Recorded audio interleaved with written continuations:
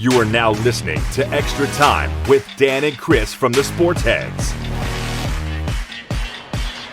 Gotta love a little extra time.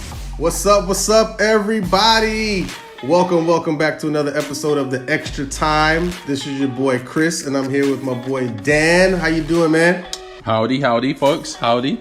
I'm all right, except for the fact that we now have a lockdown situation in the UK. We're now back to the rule of 6, so we can't be out with, amongst people more than 6 people right now. So it kind of sucks. It looks like we're going to go down to the second lockdown at this rate, at this moment in time. So wait, hold on. You guys were teasing us about being on lockdown. You guys were out partying. Now you guys are back inside. Hey, it's, you know what it is though, because it's a bit different. You know, without going too political, it's a bit different because the government was encouraging people to go out to eat, had this whole Monday to Wednesday discount. You know, you can get 50% off your food, you know, saying people need to go out to travel, to work and all this stuff. And then the rate of infection starts to go up and they start to blame young people. And it's a bit of a mind fuck because you encourage people to go out to eat, to go out back to work, and then the virus increases. And then you now say, no, it's your fault for going out and doing stuff. It's like, you know, it's a bit, you know, so it's one of those situations where it's not really our fault. The government's got mixed signals in this. I think everyone's a bit tired with the whole staying in your house. There's only so much you can do in your home. You know, I think some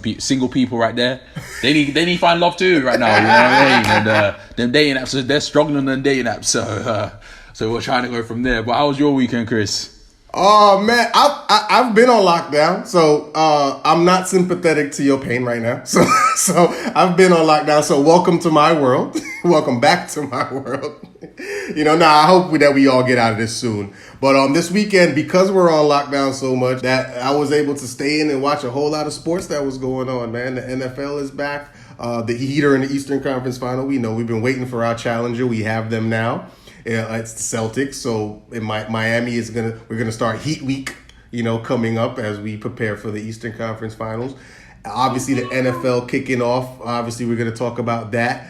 But one of the most intriguing things that I did see this weekend that really caught my eye outside of all the other sports was going on was the U.S. Open and their champion Naomi Osaka. I was very impressed with Naomi Osaka. I think she's becoming a fan. I'm becoming a big fan of hers, not only because of what she stands for and obviously her skill set, but how she really is giving people the opportunity to really think about these things. When she's asked in interviews what your message is, she actually turned around and asked the reporter, what is it that you got from my message is what really is the important topic here. And I thought that was profound to have that, to say, this is the conversation. It's not for me to tell you what my message is. It's for you to tell me what you've gotten from my message. And I think that's a page that if she's able to turn that page, now you really have to have a conversation instead of about the mask and the names and how I'm doing it and so on and so forth. Now we have to have a conversation about how you feel about why I'm doing what I'm doing.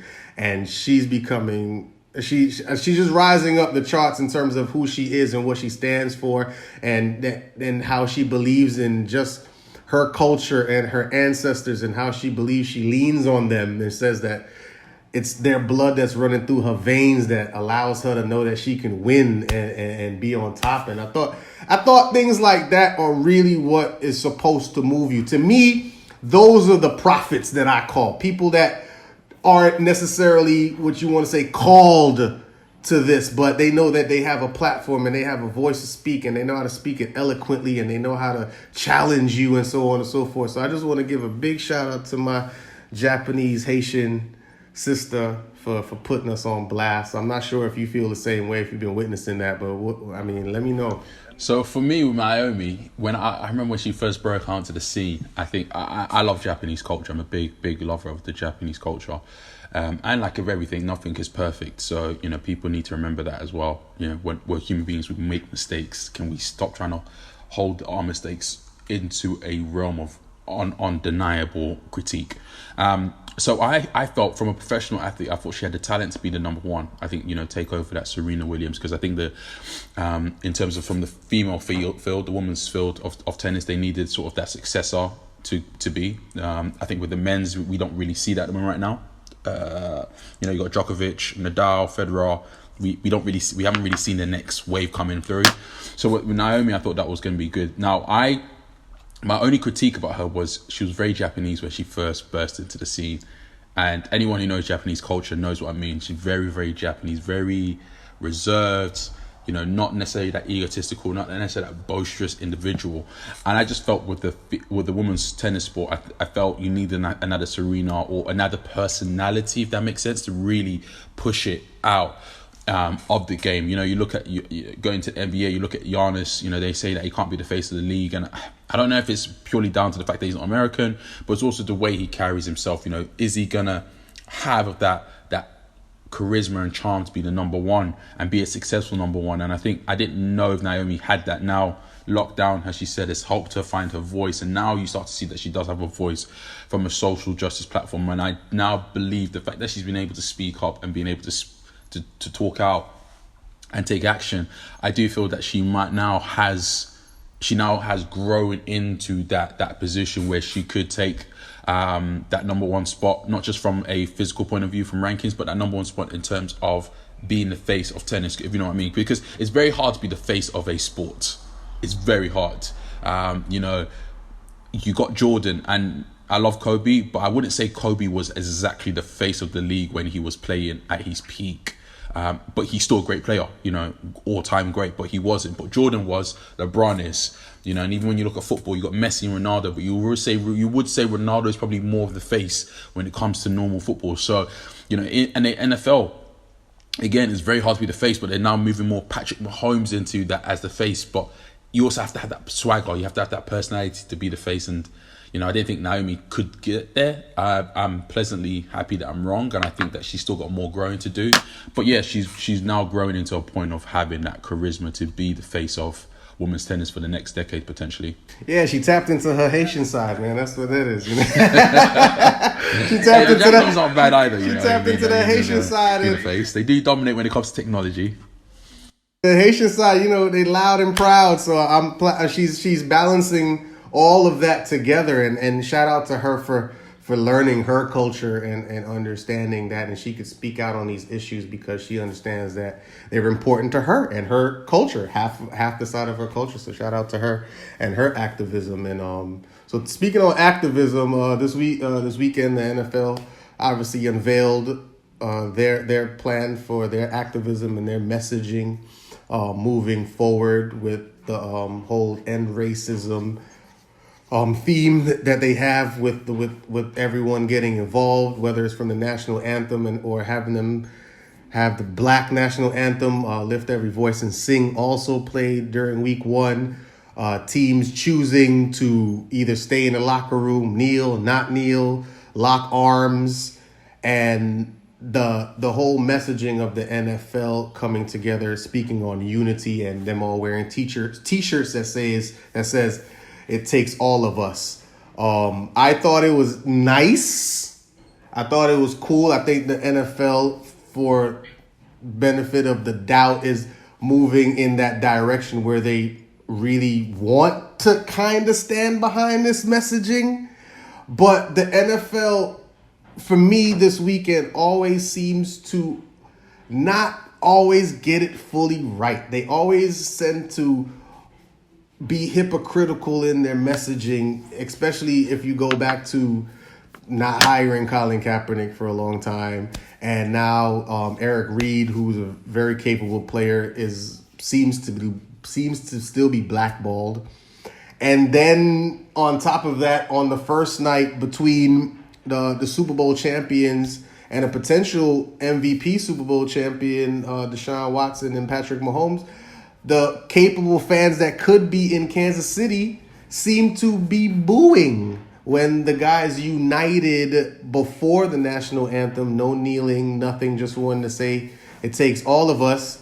There was a lot of speculation, or what I seem to have heard was a lot of boos from the 15,000 fans, which seems to tell me that the messaging is, we still got a lot of work to do, or we need to either take another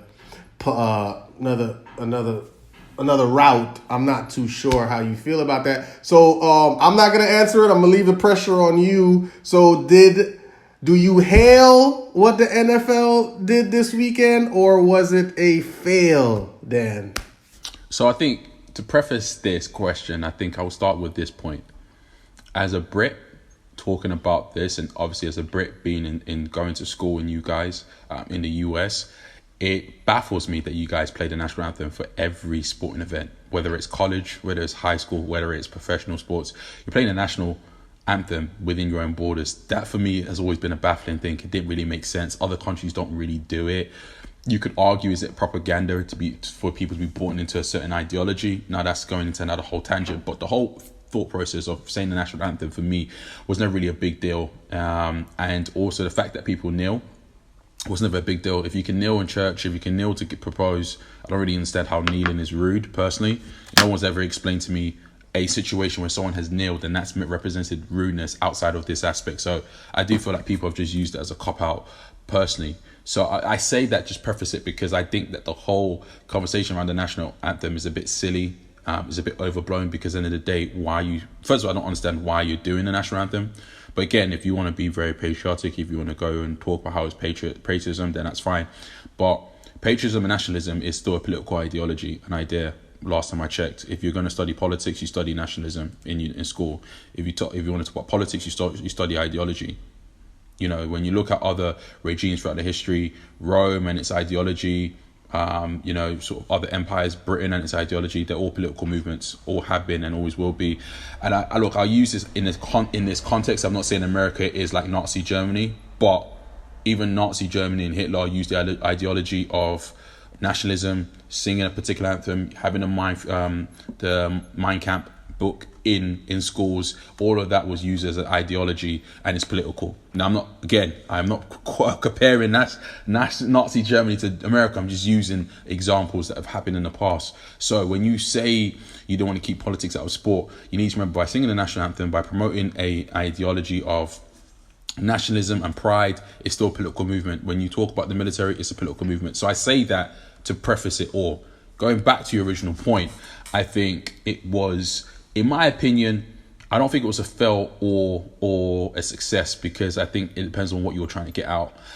The Texans didn't want to come out for the national anthem, which is fair enough. But then when you lock arms and you lock in unity and you boo, you need to understand I'm really curious to understand why people booed. I'm not here to, jump on their bags like, what they said was wrong. But I want to understand why first before I say it's wrong. Like, if you're booing because you want to keep politics out of sports, like I said at my point before, you're kind of being a hypocrite, a self-hypocrite, because you're happy to stand for the anthem, stand for military, that's all political. If you're booing for against unity, why? If you're booing for equality, why? Like, what is it about equality or unity that bothers you? And that's a question that anyone who's listening to this and has a problem with it, I would love to hear your points, because I'm always curious to understand why people do that. Now, for me, it was like the moment for equality was a bit like a moment of silence. So for me, it's the same thing. No one's going to boo during that moment of silence, so I don't understand why you would do that. So yeah, I mean, and again, back to, I think it was all disjointed. It was all back and forth. Some teams came out, some teams didn't. I think in that aspect it was a fail, because there was not a single unified message or uniform message. I think the whole thing of end racism is a great idea. But again, these are all gestures, which I've said in the past before. What is it you're actually going to do? What are you going to imply it to do? If you come out and say you're donating 100 million over 10 years, that's, for me, still not good enough, because at the end of the day, that's 10 million a year. That's not a lot when you're making over 20 billion in revenues. So what is it that the NFL want to do or want to achieve? What is their goal? What is their plan? And I feel like you need to just start off with 3 simple goals that you can put in and say, this is what we want to achieve, and you go from there. Go into the Eric Reid situation. I don't know if he's been blackballed, because he did get a job in the midst of when Colin was, quote unquote, getting blackballed. So I don't know if he was completely getting blackballed. And we've seen with COVID, it has affected a lot of players. Clowney only got signed the week before the season started. So I don't know if he would if this was a normal situation, I would then, and he's still not signed, then I would go to that. But I don't want to go automatically to blackball, because there's still some players out there that haven't been signed, and it's just a situation of there's no practice, there's no OTAs, there's no real, position to actually really test this person out. So teams are still going with what they're going with them right now. Now we'll see what happens we'll see what happens when it comes to future on. If it comes to week 6, week 7, he's still not signed and the team needs a DB, then yeah, I can say that. Yeah, we'll leave that topic at that. We'll see what the NFL does moving forward in terms of their pledge of equality and to end racism, and if they really put their foot on the pedal in terms of this new messaging and so on and so forth. So I hope so. I mean, it's more of a human crisis kind of situation, in terms of like the treatment of black people in America and possibly around the world. So I think it's a message of human rights. Everyone kind of has that message, which is the LGBTQ community and or many other communities. Breast cancer, we march, we walk for all these particular things, and this one has been left behind for a while. So we'll see if these other entities put more gas on the fire. But other than that, after all of that activism, the game started. Fantasy football started. The excitement was there, even though there were no fans and no preseason. NFL was back, and I thought for the weekend, the overview of the whole weekend was pretty good. I thought the entertainment was good. I thought the tackling was solid for the defense. And the fact that these teams didn't get a chance to see film on each other or anything like that did good for some teams. And obviously, we had some surprises for some others. What was one of your surprises this weekend that you didn't expect, and now that particular team or individual now has your eye? So what I didn't expect was the Jags. I think one of my friends in our group chat basically said, the Jags are so terrible at tanking that they actually go and win. So look, that was a surprise because I think, like I said, we've talked about how they got at their defense. They don't really have anyone on the outside. And also the Colts team is just stacked up a lot better. Now, I think for me, this puts the argument to bed that Phillip Rivers is a Hall of Fame quarterback. I've never liked him as a in terms of his talent. I felt he always threw too many interceptions. He never really won games, and he always put his teams in compromising positions. And this game just showed you can't talk about they don't have an O-line. They've got a great O-line. Yes, Marlon Mack came out injured, but you still have the new, the rookie. You still got weapons. Defensively, they kept Jags to a very low score. So you had every opportunity to win that game. And for me, Phillip Rivers didn't, again, with the interceptions, costly interceptions. So that was my surprise game. I just really felt that the Jags will tank. And it looks like Gardner Minshew can throw and play, it looks like. So we'll see. The Jags definitely did surprise us. I think they surprised their opponent. Also, I'm not going to lie to you. I kind of forgot who they play. Who did they play again? The Colts, mate. The Jags played the Colts. There you go. See, I didn't forget that. Totally forgot. I'm so much going on this weekend. I'm not going to lie to you. Just to tell y'all, this is a real show. I know y'all mess up at y'all job too.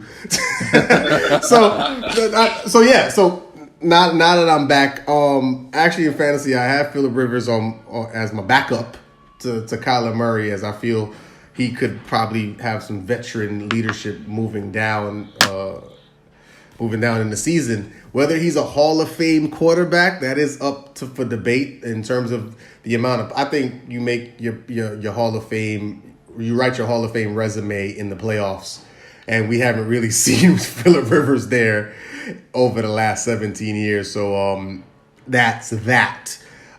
Is he a solid regular season quarterback? I don't know. He's fringe. He's on the fringe because of the longevity of his career and the numbers that he's put up. He's fringe, so if he doesn't make it, I would definitely understand why. But Chris, he's put up numbers because he's been around for so long. I agree. He's great. I agree. No, 100%. I agree. But people do look at numbers, and I'm just saying he's one of those fringe guys. I wouldn't personally put him in the Hall of Fame because for me, it's all about playoffs. More than chips in the NFL, you can have great playoff runs and still make the Hall of Fame for me and not win a championship in the NFL because I think it's that hard. More so than the NBA or so on. So for me, the NBA is chips. But that's another story for another day. in terms of the biggest surprise, other than the Jags winning, which I think they're not going to do great for the rest of the season, so I think it was a fluke, like your friends said in the text. But for me, I don't think there was many surprises. I think teams that were supposed to stand up stood up. Teams that didn't do well. The Jets sucked and they didn't win. The Browns, we expected them to be a debacle, and they showed that. And we expected Baltimore to show that they're supreme and they want this year. They did that with Lamar Jackson. Mahomes came out strong against Deshaun Watson and that team that's depleted of weapons. That's what I saw on Thursday. And Bill O'Brien pretty much doesn't know what he's doing. That's what I saw in Houston. So I know that's your boy Deshaun Watson. And I'm concerned from what I see, because other than Johnson, who could get hurt, there's a big question mark. We haven't seen him have a strong season since 2016. And I'm not even sure which wide receiver really showed up. Probably Willie Snead probably did. I'm not sure. But the weapons look depleted other than Deshaun Watson himself on Thursday. Other than that, what I've learned from the Dolphins that we need to put in Tua.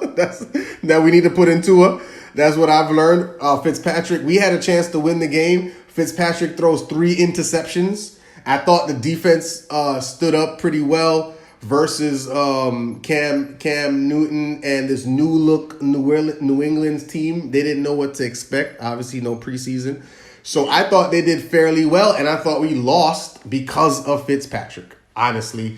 And so that I was screaming in the house, just upset, throwing the rookie. But unless we plan on tanking this season too, we can't look at what Fitzpatrick did and expect us to make the playoffs. So moving on from that, speaking about the Patriots, I thought that was the most intriguing topic kind of hanging over week one was the whole Cam versus Brady, or you want to say Brady versus Belichick, Patriots versus Tom, and that whole, interesting drama that we'll be following for the whole season. So obviously the Patriots won, and they totally switched up the whole offense, making it very Cam-centric, running the ball, which obviously he probably ran the ball that game more than Tom Brady ran all of his last 5 seasons. And on rushing, he broke the record for rushing yards by a quarterback for the Patriots. Exactly. So that's just to say what Tom Brady used to bring from that particular skill set. And I still saw a lot of zip in his arm when he had to get it out. And he kind of confused the Dolphins, and the game plan confused the Dolphins a bit. But the Dolphins were obviously still in the game. So once you see some game tape and you get familiar with that offense, we'll see if the Patriots can now overcome that. But that's what I saw there, and I still saw that the defense for the Patriots came out, so Bill Belichick obviously still has his handle on his team, and they came out with a win. Now, moving down south to Tampa, to New Orleans in the Big Easy, I saw Tom Brady really not on the same page with his receivers. And I saw the first time that it looked like Tom Brady was 43 years old, and the reason I say that is because he used to be one of the best quarterbacks of hitting that out route, and a pick 6 that he threw, which is his 3rd in 3 games. The last 3 games, he's thrown 3 pick 6s. I saw that a man that can't get the velocity on the ball to get it outside, and he got the pick 6. He was off on the turnover. I expect him to be better, but I also expect him to be 43. Also, if that makes any sense. So I think the winner of Week 1 obviously is New England. What do you think? So obviously the winner is because New England, just because they won. Now, where I'm concerned with New England is the talent that Cam has to throw to. Mate, they ran the ball 42 times. Cam ran the ball, I think, 15 times. That's not sustainable. that is not the whole reason why Cam got injured. The whole reason why he's in this situation right now with the Patriots is because he ran the ball too many times, got hit too many times. And right now, I know he's had the surgery. I know he feels good. He's had a year out. But you cannot go back to the way you were playing before. You have to try and throw the ball a little bit more. I give you want to run, but Cam still isn't running smart. Even in that game I saw, I look at Lamar, I look at a Wilson, I look at Kyler, Deshaun, even Patty Mahomes. They all run smart. They try to not get the hit if worst case scenario happens. Cam, I think he relishes getting hit sometimes. I think he gets down and dirty, and I'm just worried because I just don't see that being sustainable. I just can't see this Patriots offense being sustainable in the long term. The Dolphins defense gave up on average sort of 5.1 yards per run. So that was poor from their point of view. And I think when they go against teams who are going to pass the ball, I think they'll do a lot better than what they did in week 1. But for me, I'm really concerned with the Patriots personally. I know people are sort of singing praise to Cam. I just don't think that's sustainable. The Bucs, am I concerned long term? I don't think so. But I am concerned because Brady looked like he was pushing and forcing the ball down the field. He didn't look like he naturally had a good zip for the deep ball. So that was a bit of a concern. And one of his pick six, he threw it behind the guy, and it was just wrong. I think Brady misread the defense in that and misread coverage. So that's what happened. So for me, I'm still worried about the Patriots. I'm still worried about the Bucs, because I think Brady, like you said, is 43. He's showing his age. I believe he's going to need to rely on his running game a lot more than what they did against the Saints. The Saints are probably one of the best defenses they're going to play this season on their schedule. So I'm not too worried because they're going to play teams that are lesser than them on the defensive side of the ball. So I think that Brady can get enough wins to get them into the playoffs, but we'll see. But right now, Brady needs to work on his. They need to sort of work on the arm strength of Brady. So, like you said, I think the Patriots won week 1. We'll see who wins in the end of the season. If the Patriots play the way they played week 1, I can't see them winning throughout. I just can't. And I think Seattle's defense will be better against the run than what the Dolphins gave as well. I would say that if Cam and them can sustain this punishing running game, they will be successful. But obviously you don't agree and think that they will. Obviously Cam is old. He's about 31, 32 probably this year. And even though he's 6'5", about 260, he still can get hit, and those hits they definitely mount up. And in terms of Tom, I think his biggest fight is to not keep looking at the AFC East and where Belichick and the Patriots are, and to really stay focused on what he has to do and not try to be the star down in Tampa if he's not, and really rely on those pieces around him, which he did not have in New England. So now this is a new game for him. He has 2 solid wide receivers. He has a solid running backs, tight ends, and a decent defense. So he really needs to rely on those teams, which can be something new for him. So out of that, I have to say, welcome you to the whole fantasy football family. The Genesis Champions League Cup. As you can see, there's a tie with Champions League football and me and the whole NFL thing. So I want to say welcome, Dan, to the family. Welcome. He had a successful debut. His team, I think your team came out with a solid W. As my team is fighting tonight, as Monday Night Football will determine my fate. And we're looking forward to that. So what was I just want to hear from you, first time doing it. What was some of the emotions going into it? Some of the things you learned, some of the things that you liked, you probably didn't like, going into whole fantasy and watching your team perform on Sunday. So I think for me, I like the fact that Seattle played well. The way they dominated the first half against the Falcons, oof. Beautiful. I think you got to continue doing that. Don't let up. Now, going back to fantasy, I think one thing that I realized quickly was don't draft a quarterback. When you are a team of, I think we've got 12 in our group, you're going to get a good quarterback. There's 12 good enough quarterbacks out there that will get you on average, get you maybe 20 plus points a week. So for me, don't waste your time drafting a quarterback. Focus on the running backs. Focus on the wide receivers. Again, there's a good enough wide receivers. Focus on the running back. Try and get that good hybrid running back. A McCarthy, or Zeke or someone like that. So kind of focus on that and then sort of play it from there and make sure that your bench is stacked with good running backs and wide receivers, because we've already seen now, teams are losing their running backs, teams are losing their players. So make sure you have a strong bench, because that's the thing. That's the key. That rotation. Dope. Hey, man, amazing.